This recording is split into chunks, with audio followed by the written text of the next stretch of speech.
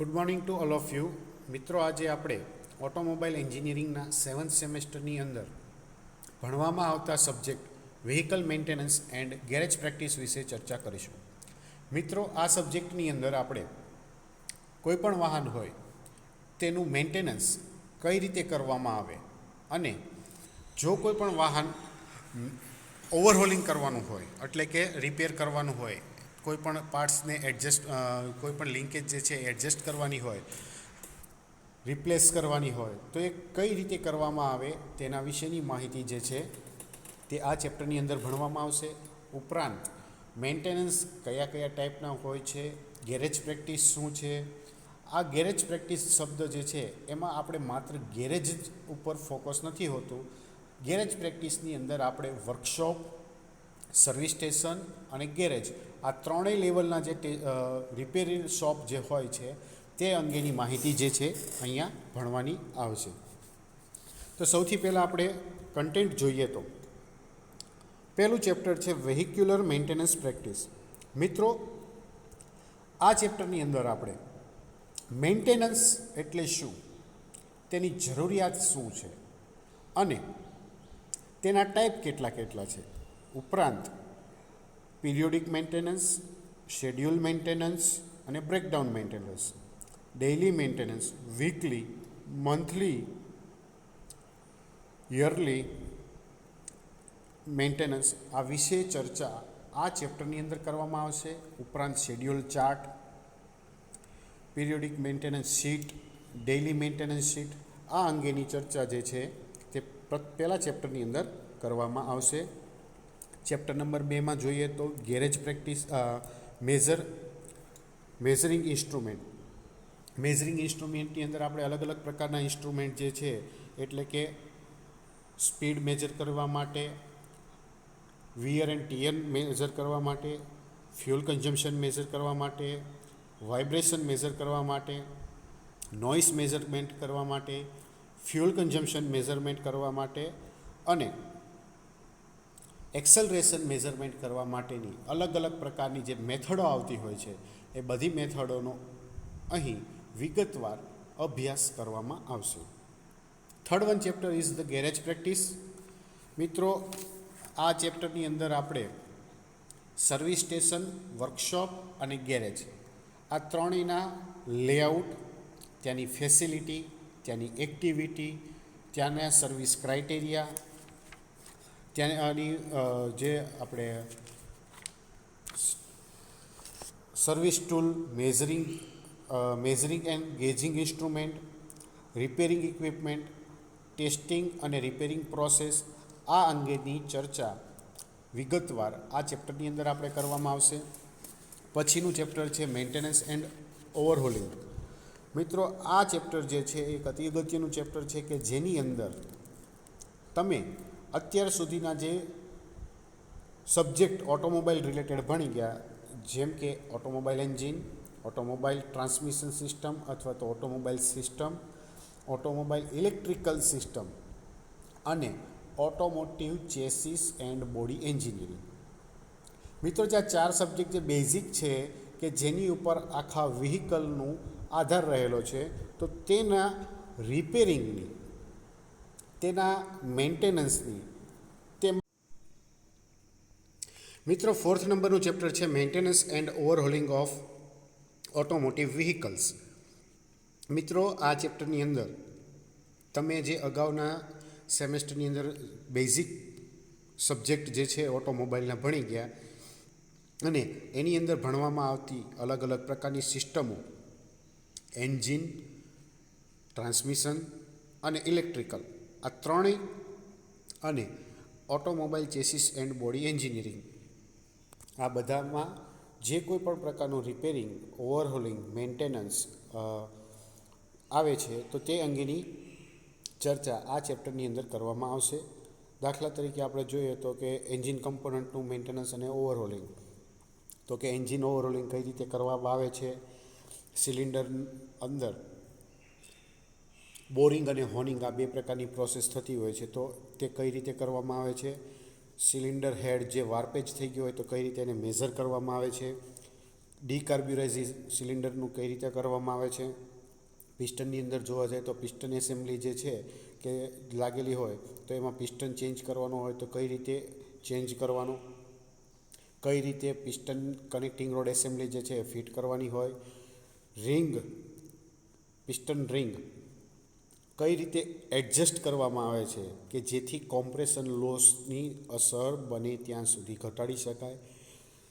પછી જોવા જાય તો ક્રેન્કશાફ્ટ, તો ક્રેન્કશાફ્ટનો પ્લે, એનો રનઆઉટ જે છે એ કઈ રીતે ચેક કરવામાં આવે છે.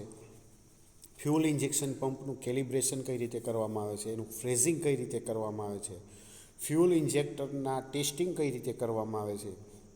તો આ બધી અલગ અલગ પ્રકારની ટેસ્ટિંગ પ્રોસિજર, રિપ્લેસમેન્ટ અને તેના ડાયગ્નોસિસ અને ટેસ્ટિંગ, ડાયગ્નોસિસ, કોઝિસ એન્ડ રેમિડીઝ, આ અંગેની ચર્ચા જે છે તે આ ચેપ્ટરની અંદર કરવામાં આવશે. પછી આપણે આગળ જોઈએ તો chapter number 5 workshop management practice.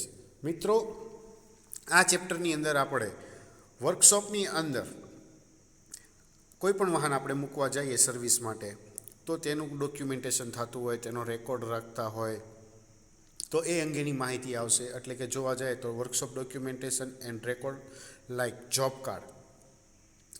Job કાર્ડની અંદર ટોટલી માહિતી આવે છે વ્હીકલને લગતી, એની અંદર ક્યારે સર્વિસ કરાવી, કઈ સર્વિસ કરાવી, કેટલા સમયે તમે ઓઇલ ચેન્જ કર્યું, એ વિશેની પૂરી હિસ્ટ્રી જે છે અંદર અવેલેબલ હોય છે. પછી એક હિસ્ટ્રી કાર્ડ આવે છે, એને મેન્ટેન કરવાનું હોય છે. પાર્ટ્સનું કેટાલોગ આવે છે, તે અંગેની માહિતી, પાર્ટ્સના પ્રાઇસ લિસ્ટ અંગેની માહિતી, લોગબુક વ્હીકલની જે હોય છે તે સેટ કઈ રીતે કરવી, બિલ વાઉચર અથવા તો બિલિંગ પ્રોસિજર કઈ રીતે છે તે કઈ રીતે છે એ અંગેની માહિતી, કસ્ટમર સેટિસ્ફેક્શન રિપોર્ટ, આ એક અગત્યનું છે કસ્ટમર પોઈન્ટ ઓફ વ્યૂ. તેમાં કઈ રીતે ફીડબેક આપણને કસ્ટમર આપે છે અને આ ફીડબેક કઈ રીતે આપણે મેન્ટેન કરવાનો છે તો તે અંગેની માહિતી ઉપરાંત સર્વિસ બુકની માહિતી જે છે તે આ ચેપ્ટરની અંદર આપણે કરવાની આવશે. હવે મિત્રો આપણે જોઈએ વ્હીકલ મેન્ટેનન્સ પ્રેક્ટિસ. તો સૌથી પહેલાં આપણે મેન્ટેનન્સ એટલે શું, તો કે ઓટોમોબાઈલ એન્જિનિયરિંગની અંદર ઓટો વ્હીકલનું મેન્ટેનન્સ એટલે કોઈ પણ વ્હીકલનું ટેસ્ટિંગ અને ઇન્સ્પેક્શન કે જે કારની અંદર અલગ અલગ પ્રકારની સિસ્ટમ હોય છે, એનું સબસિસ્ટમ હોય છે, તો એનું આપણે ચેકિંગ કરીએ, વિઝ્યુઅલાઇઝ ચેકિંગ થતું હોય, ઇન્સ્ટ્રુમેન્ટની મદદથી ચેકિંગ કરતા હોઈએ, પછી અલગ અલગ પ્રકારના ટેસ્ટ એને કરવાના હોય તો એ ટેસ્ટિંગ કરવાના, કે જેથી આપણે વાહન જે છે એ નિયમિત રીતે સારી કન્ડિશનની અંદર યુઝ કરી શકીએ. અને ઘણી વખત આપણે અમુક પાર્ટ્સ જે છે એ ચેન્જ કરતા હોય છે, ફ્લુઇડ ચેન્જ કરતા હોય છે. આપણને સીટ આપેલી હોય, ધારો કે ટ્રેક સીટ, કે તમારે વ્હીકલની અંદર એન્જિન ઓઇલ છે તે આટલા કિલોમીટર પછી અથવા તો આટલા મહિનાના અંતરે ચેન્જ કરી દેવાનું. તો આ બધી જે પદ્ધતિ છે, આ આપણે જે પ્રોસેસર છે, આ જે પ્રોસેસ આપણે ફોલો કરીએ છીએ તો એને કહેવામાં આવે છે મેન્ટેનન્સ. હવે સમયાંતરે મેન્ટેનન્સ કરીએ આપણે તો એનો આપણને ફાયદો છે કે આપણું જે વાહન જે છે એની સેફટી, રિલિએબિલિટી, ડ્રાઇવેબિલિટી, કમ્ફર્ટ અને વ્હીકલની લાઈફ, આ જ વસ્તુ વધી જાય છે.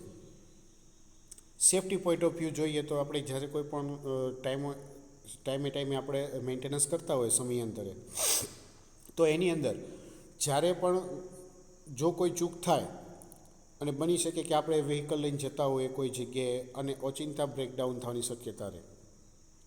ડ્રાઇવેબિલિટીની અંદર આપણે કમ્ફર્ટ, ડ્રાઈવરની વિઝિબિલિટી છે, ડ્રાઈવરની જે ટેવ હોય છે એ પ્રમાણે એને રનિંગ દરમિયાન કોઈપણ જાતની પ્રોબ્લેમ ના આવે અને ઇઝીલી વ્હીકલ જે છે એ ઓપરેટ કરી શકે. તો આ અંગેની આ વસ્તુ જે છે એ રેગ્યુલર મેન્ટેનન્સની અંદર મહત્ત્વનું છે. રેગ્યુલર મેન્ટેનન્સ આપણે કોઈ પણ વાહનનું કરતા હોઈએ તો આપણને જે તે વાહનની લાઈફ જે છે એ લાંબો સમય સુધીની મળી શકે છે. પછી જોઈએ તો કે maintenance of the vehicle means efforts directed toward the increase the performance of the vehicle. હવે આપણે કોઈ પણ વાહનનું આપણે યોગ્ય ઇન્ટરવલ ઉપર મેન્ટેનન્સ કરતા હોઈએ તો એને કારણે વ્હીકલની જે લાઈફ સાયકલ છે, પરફોર્મન્સ જે છે એ વધી જતું હોય છે અને વાહનનું બ્રેકડાઉન શક્ય હોય એટલું આપણે ટાળી શકતા હોઈએ છીએ. Maintenance is help four smooth and efficient working of the vehicle. એટલે કે મેન્ટેનન્સ સમયાંતરે થતું રહેતું હોય તો વ્હીકલ જે છે એ આપણને સારી કાર્યદક્ષતાવાળો અને ઇઝીલી કોઈપણ જાતની ડિફેક્ટ વગર લાંબા સમય સુધી આપણે એનો યુઝ કરી શકીએ છીએ. હવે જોઈશું આપણે ક્લાસિફિકેશન. તો કે ક્લાસિફિકેશન ઓફ મેન્ટેનન્સમાં મેન્ટેનન્સના બે ટાઈપ છે. એક છે પ્રિવેન્ટિવ મેન્ટેનન્સ અને બીજું આવે છે બ્રેકડાઉન મેન્ટેનન્સ. પ્રિવેન્ટિવ મેન્ટેનન્સની અંદર મિત્રો આપણે કોઈપણ વ્હીકલનું મેન્ટેનન્સ જે છે એ એના યોગ્ય ઇન્ટરવલ, ટાઈમ અને શેડ્યુલના પ્રમાણે કરવામાં આવતું હોય છે કે જેથી વ્હીકલની લાઈફ સાયકલ જે છે એ બચી શકે છે, મેન્ટેનન્સનું કોસ્ટ ઘટી શકે અને વ્હીકલ જે છે એ યોગ્ય પરફોર્મન્સ આપી શકે. જ્યારે બીજો ટાઈપ જે છે એની અંદર જોવા જઈએ તો બ્રેકડાઉન મેન્ટેનન્સ. મિત્રો આ પ્રકારનું મેન્ટેનન્સ જે છે એની અંદર આ મેન્ટેનન્સ ક્યારે થાય કે જ્યારે કોઈ પણ વ્હીકલ તમે કોઈ પણ જગ્યાએથી મુસાફરી કરતા હો અને અધવચ્ચે તમને વ્હીકલ જે છે સ્ટોપ થઈ જાય, કોઈ પણ કારણસર ફેલિયર થાય અથવા તો હીટ પકડે તો એ અહીં બ્રેકડાઉન મેન્ટેનન્સની અંદર સમાવેશ થાય છે. હવે પ્રિવેન્ટિવ મેન્ટેનન્સની અંદર પાછા બે ટાઈપ પડે છે. એક છે પિરિયોડિક મેન્ટેનન્સ. પિરિયોડિક મેન્ટેનન્સની અંદર મિત્રો એક નિશ્ચિત અંતરાલ સેટ કરેલો હોય છે કે જે અંતરાલે વ્હીકલનું મેન્ટેનન્સ કરવાનું આવતું હોય છે. પિરિયોડિક મેન્ટેનન્સના પાછા 3 ટાઈપ છે. પહેલું જોઈએ તો ડેઇલી મેન્ટેનન્સ. ડેઇલી મેન્ટેનન્સની અંદર આપણે અમુક પોઈન્ટ જે છે તે ચેક કરવાના રહેતા હોય છે. બીજું છે વીકલી મેન્ટેનન્સ, એટલે કે 8 દિવસે અમુક પેરામીટર જે છે વ્હીકલના એ ચેક કરવાના હોય છે.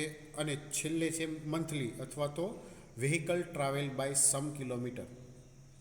તો આની અંદર અમુક મહિના, ધારો કે 3 મહિને, 6 મહિને અથવા તો 5000 કિલોમીટર, 2000 કિલોમીટર, 10,000 કિલોમીટર, આવી રીતે કોઈ યોગ્ય ઇન્ટરવલ આપેલો હોય છે. તો એ વખતે કયા પાર્ટ્સ ચેક કરવાના, શું એડજસ્ટમેન્ટ કરવાનું, કઈ વસ્તુ તમારે રિપ્લેસ કરવાની છે, ફ્યુલ છે, એર છે, એને ટોપઅપ કરવાનું હોય અથવા તો એર ચેક કરવાની હોય, એર ફિલઅપ કરવાની હોય, તો એ બધી વસ્તુ જે છે તે પિરિયોડિક મેન્ટેનન્સની અંદર લાગુ પડતી હોય છે. જ્યારે પ્રિડિક્ટિવ મેન્ટેનન્સ એટલે મિત્રો અને બીજી રીતે કહીએ તો એને કહેવાય શેડ્યુલ મેન્ટેનન્સ. શેડ્યુલ મેન્ટેનન્સ જે છે કે જેની અંદર કોઈ પણ એક જાતનું શેડ્યુલ નક્કી કરેલું હોય છે અને એ શેડ્યુલ પ્રમાણે આગળ વર્ક કરવાનું રહેતું હોય છે કે આ સમય દરમિયાન વ્હીકલની અંદર જે પ્રોબ્લેમ જે થતા હોય છે એ બને ત્યાં સુધી, શક્ય હોય ત્યાં સુધી એને દૂર કરી શકાય.